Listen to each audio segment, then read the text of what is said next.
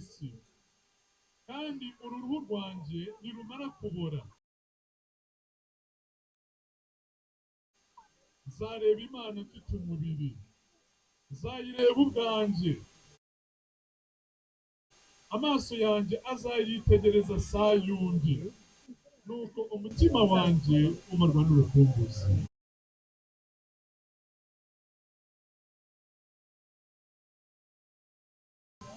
Icyampa ngo buri muntu wese watabaye ngo aya magambo agira icyo amusigira. Uyu mwanya turababaye, turashavuye, kandi birakwiriye ko tubabara kuko Satani yaduteje ibitubabaza. Ariko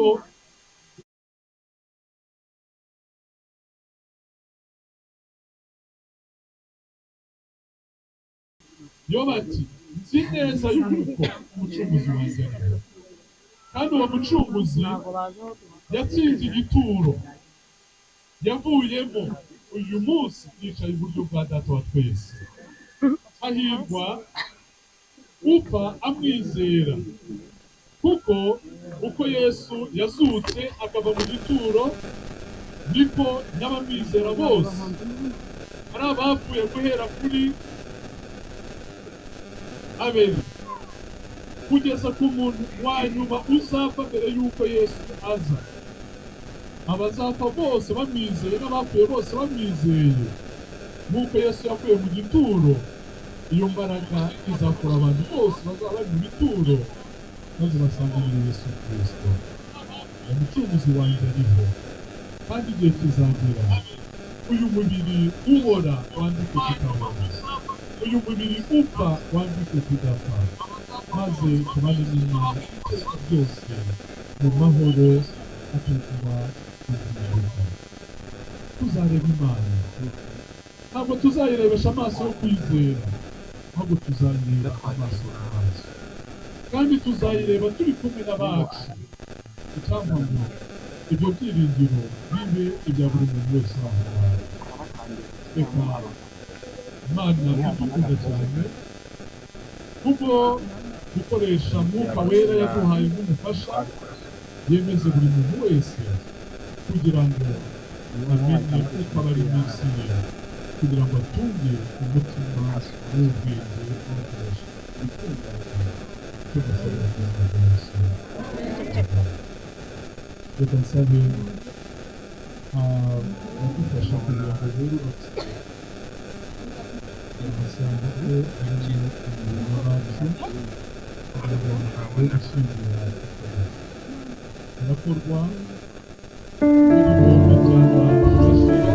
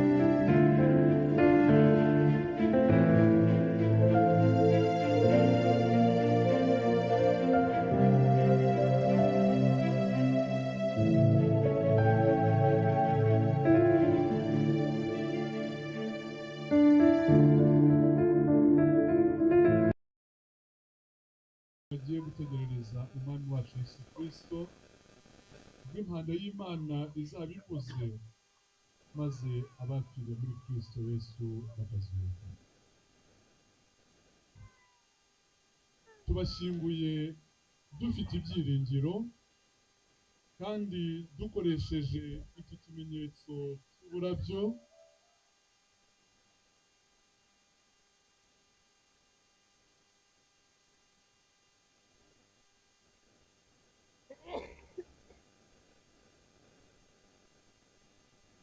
nk'uko ijambo ry'Imana ribivuga, dushyize igitaka mu gitaka, umukungugu mu mukungugu, twizeye yuko iwacu ari mu ijuru.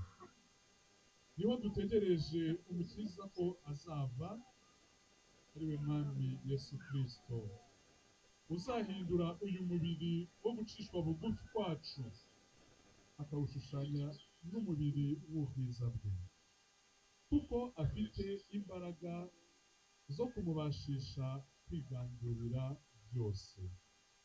Amahoro n'ibyiringiro biva kuri Kristo Yesu yuzure imitima yacu. Reka dusabe abagize umuryango mbere y'uwo yuko duha abagize umuryango bakuru b'itorero bari hafi aha ngaha n'abandi bapasitori bashinzwe gushyingura, reka dusabe mushyingure, hanyuma n'abagize umuryango nabo bashyingure dukoresheje ikimenyetso cy'ibanga. Ibyo byose birakorwa n'ubundi kumva yanjyana